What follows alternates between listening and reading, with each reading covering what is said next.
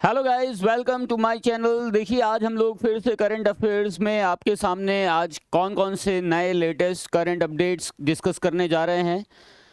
तो current updates बहुत ज़्यादा इम्पॉर्टेंट पार्ट होता है किसी भी कॉम्पिटिटिव एग्जामिनेशन को क्रैक करने के लिए।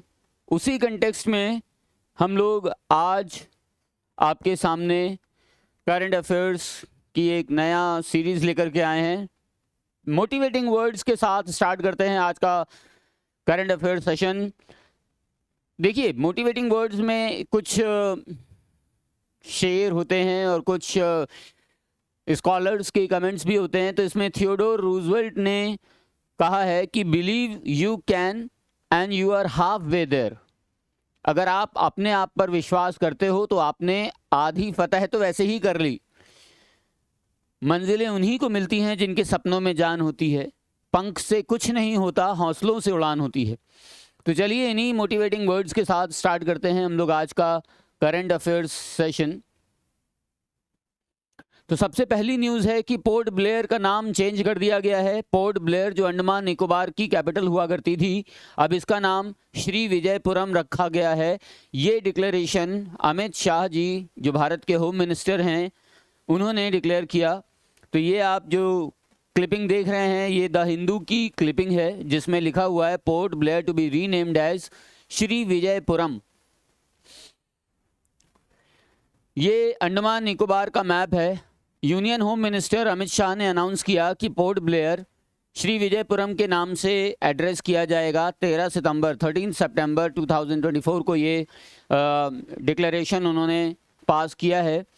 अमित शाह जी ने ये डिक्लेरेशन इस वजह से किया है, ये नाम इस वजह से रखा गया है क्योंकि ये जो पोर्ट ब्लेयर नाम हुआ करता था, ये पोर्ट ब्लेयर नाम एक ब्रिटिश ऑफिसर का था।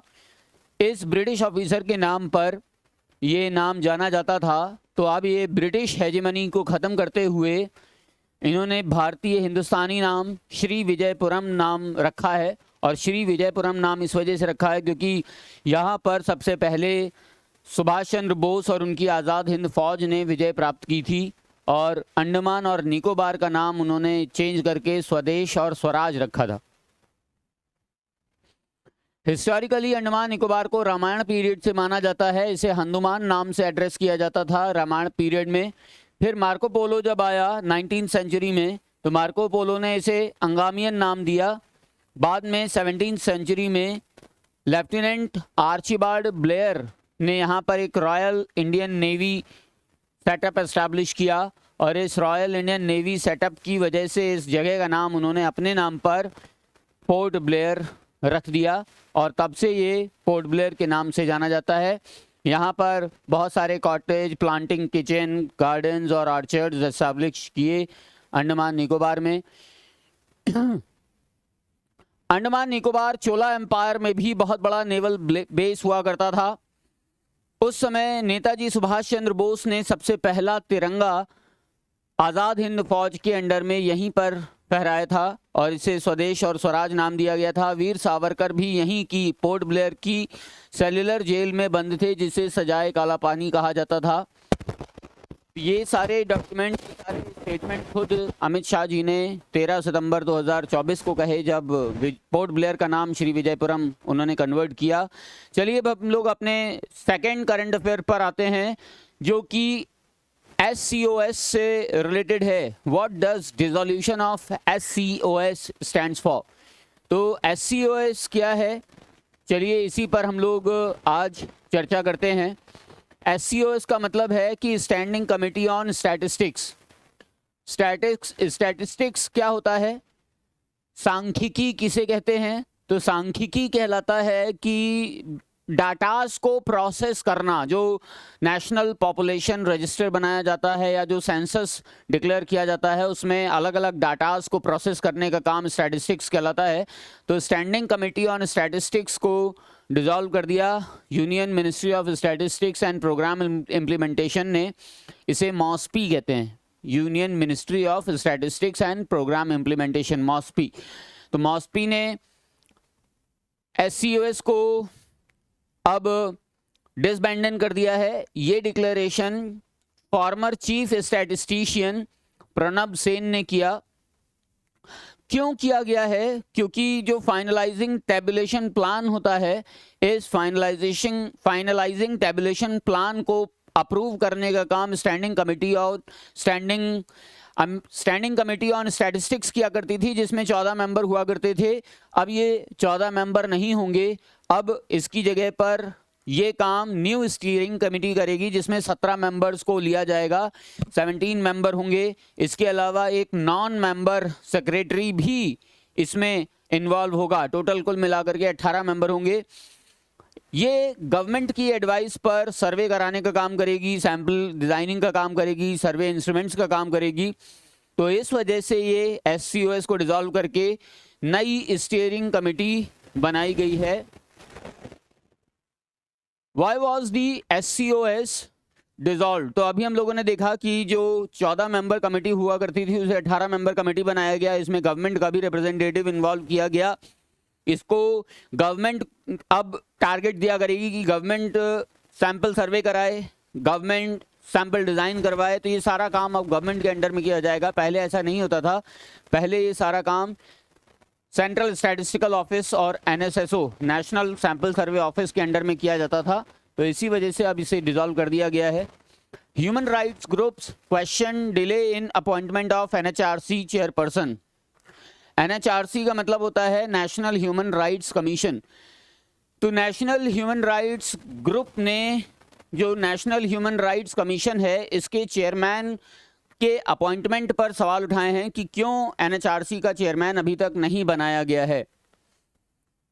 तो चलिए इसी पर हम अब लोग डिस्कस करते हैं आज। तो अभी केवल एक ही मेंबर होता है जो बाकी की 5 पोजीशंस को NHRC में फिलअप करता है। तो ये जो फुल टाइम चेयरपर्सन है, ये जून में रिटायर हो गया था, और जून में इसके रिटायरमेंट के बाद अभी तक कोई नया NHRC का चेयरमैन नहीं बनाया गया। तो जल्दी से जल्दी बनाया जाए चेयरमैन NHRC का। 3.5 महीने से भी ज़्यादा का समय हो चुका है। तो सुप्रीम कोर्ट के जो जस्टिस हैं अरुण मिश्रा, उन्होंने ये एलिगेशंस लगाए हैं। बहुत सारी मीडिया रिपोर्ट्स में भी कहा गया है, जैसे global alliance of national human rights institution ने भी कहा है कि NHRC का नया चेयरमैन जल्दी से जल्दी बनाया जाना चाहिए। कोई Geneva based global alliance of national human rights institute जो ये कहता है, गनहेरी इसका नाम है, गनहेरी। तो गनहेरी ने कहा है कि NHRC जो है ये इंडिया में ह्यूमन राइट्स काउंसिल को रिप्रेजेंट नहीं करती है, जबकि national human rights commission India में ह्यूमन राइट्स का, मानवाधिकारों का सबसे बड़ा प्लेटफॉर्म माना जाता है। और मानवाधिकार हनन के मामले पर NHRC को ही ऑटोनॉमी दी गई है। इस वजह से NHRC को ही इसे रिप्रेजेंट करना चाहिए। What is national human rights commission about? तो national human rights commission equality, dignity, human rights, इन सबको हाईलाइट करता है। जितने भी इंडिया में मानवाधिकार से संबंधित मामले होते हैं, इन सबको प्रोटेक्ट करता है। जैसे मणिपुर में जो प्रॉब्लम क्रिएट हुई, रिजर्वेशन के बाद वहाँ पर आगजनी हुई, फिर अभी कोलकाता में जो केस स्टार्ट हुआ, जितने भी मैटर ह्यूमन राइट्स से रिलेटेड हैं, उन सबको लुक आफ्टर करने का काम ह्यूमन राइट्स कमीशन का होता है। और इसके चेयरमैन की बहुत ही इंपॉर्टेंट पोस्ट होती है। इस पोस्ट पर अभी तक किसी का भी अपॉइंटमेंट नहीं किया गया है, जिसकी वजह से ये बात चल रही है कि जल्दी से जल्दी इस पर कोई फैसला लिया जाना चाहिए। इसके चेयरमैन और इसके मेंबर्स डायरेक्ट प्रेसिडेंट ही अपॉइंट करते हैं। प्रेसिडेंट 6 मेंबर कमेटी की रिकमेंडेशन पर इसका अपॉइंटमेंट करते हैं। इसमें जो 6 मेंबर्स हैं उसमें प्राइम मिनिस्टर होते हैं, स्पीकर लोकसभा होते हैं, डेप्यूटी चेयरमैन राज्यसभा होते हैं, लीडर्स ऑफ अपोजिशन पार्टी होते हैं, both house Lok Sabha and Rajya Sabha के। इसके अलावा यूनियन होम मिनिस्टर भी होते हैं। ये जो चेयरमैन और मेंबर्स हैं, ये अपना ऑफिस 3 साल तक या 70 ईयर्स की एज हो जाने तक अटेन करते हैं। तो ये सिस्टम है, पॉलिटिकल सिस्टम, जिसमें NHRC का हेड चुना जाता है। NHRC के जो रोल्स एंड फंक्शंस हैं उसमें empower to utilise the services of central and state government, can investigate matters within 1 year of their occurrence, functions are primarily recommendatory in nature. तो अपने अपॉइंटमेंट के 1 साल तक हर चेयरमैन और मेंबर किसी भी मैटर को इन्वेस्टिगेट कर सकता है और उसकी जो रिकमेंडेशंस होंगी वो रिकमेंडेटरी होती हैं, मैंडेटरी नहीं होती। मतलब वो केवल रिकमेंड कर सकता है, संस्तुति दे सकता है, वो बाध्य नहीं कर सकता कि उसकी रिकमेंडेशन मानी ही जाए। तो चलिए क्वेश्चन हम लोग इसी मुद्दे पर डिस्कस कर लेते हैं। Recently, India successfully test fired the vertical launch short range surface to air missile VLS RSAM at which place? तो अभी vertical launch short range surface to air missile का लॉन्च किया गया। तो ये कहाँ से किया गया? चेन्नई तमिलनाडु से, चांदीपुर उड़ीसा से, पोखरन राजस्थान से, या फिर विशाखापट्टनम आंध्र प्रदेश से? जल्दी से जल्दी कमेंट बॉक्स में अपना आंसर दीजिए। हम लोग इस टॉपिक पर डिस्कशन करते हैं कि 12 सितंबर 2024 को VLSR SAM नाम से एक नया मिसाइल लॉन्च किया गया। इस मिसाइल को चांदीपुर आइलैंड से उड़ीसा से लॉन्च किया गया था। 6 सितंबर 2024 को एक और मिसाइल ऑलरेडी लॉन्च किया गया, अग्नि 4 IRBM है, इंटरमीडिएट रेंज बैलिस्टिक मिसाइल है जो 4000 किलोमीटर की रेंज तक मार करने में सक्षम है और ये बैलिस्टिक मिसाइल है। जबकि VLSR SAM मिसाइल एक सुपरसोनिक मिसाइल है। तो इस वजह से अग्नि 4 मिसाइल VLSR SAM मिसाइल से भी कहीं अधिक एडवांस्ड मिसाइल माना जाता है। Recently where was the BRICS national security advisers meeting held?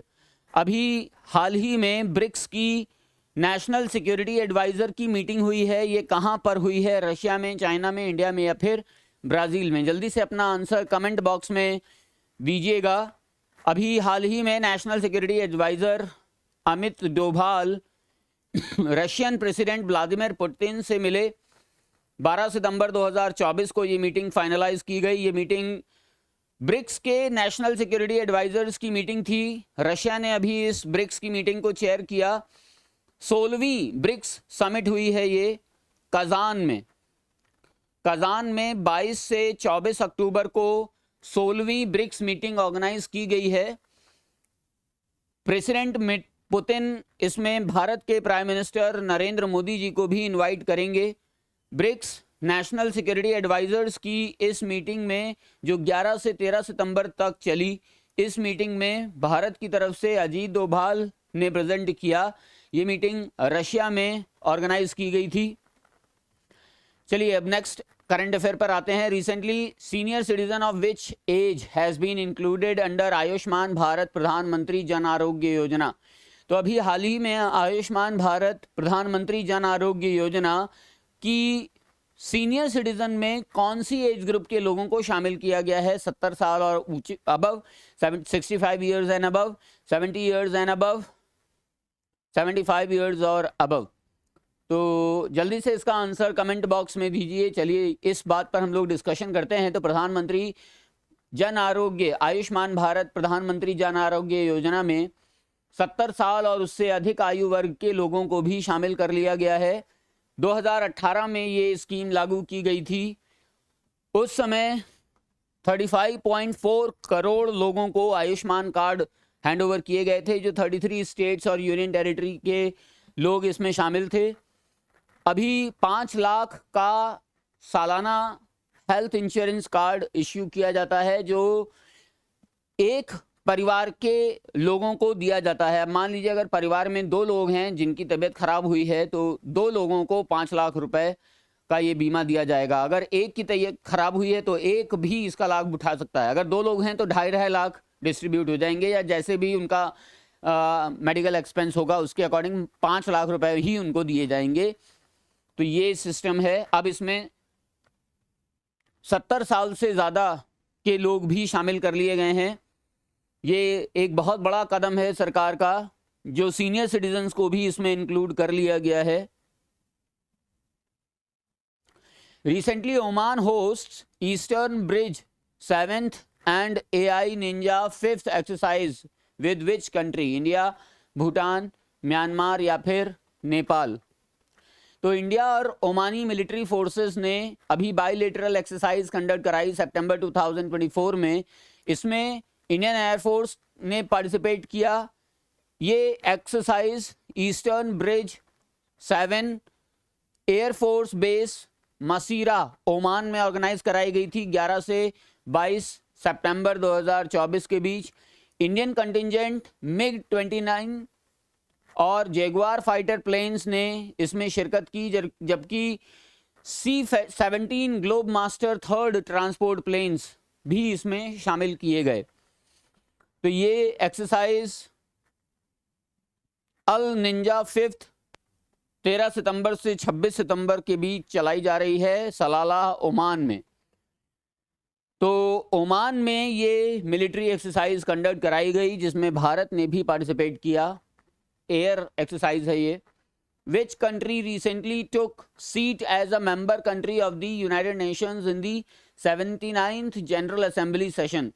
कौन सी कंट्री ने अभी 79th जनरल असेंबली सेशन में यूनाइटेड नेशंस में अपनी सीट कंफर्म की है? तो 79 सेशंस में उंगा में जो न्यूयॉर्क में हो रही है, इसमें पैलेस्टाइन के साथ फुल मेंबर के रूप में अपनी सीट कंफर्म की है। तो श्रीलंका, पाकिस्तान, पैलेस्टाइन और सूडान। इसमें आंसर क्या होगा बच्चों? Sudan Palestine. तो पैलेस्टाइन ने अभी हाल ही में उंगा की 79th मीटिंग में एज अ फुल मेंबर अपना सीट बुक कराई है, जो कि पहली बार है कि यूनाइटेड नेशंस ने पैलेस्टाइन को कंट्री माना है। अभी तक यूनाइटेड नेशंस ने पैलेस्टाइन को कंट्री का दर्जा दिया ही नहीं था। तो अब 79th मीटिंग में पहली बार पैलेस्टाइन को as a full member seat की तरीके से उंगा में यूनाइटेड नेशंस जनरल असेंबली में सीट प्रोवाइड कराई गई है। तो आज हम लोगों ने करंट अफेयर्स जो 12 से लेकर के 16 सितंबर तक के करंट अफेयर्स से इनको डिस्कस किया। आपको ये कैसा लगा? प्लीज़ लाइक करिए, शेयर करिए और हमें मोटिवेट करते रहिए। बाकी जो क्वेश्चंस हमने पूछे हैं उनका आंसर कमेंट बॉक्स में दीजिए तो अच्छा लगेगा, ताकि हमारी मेहनत सफल हुई है।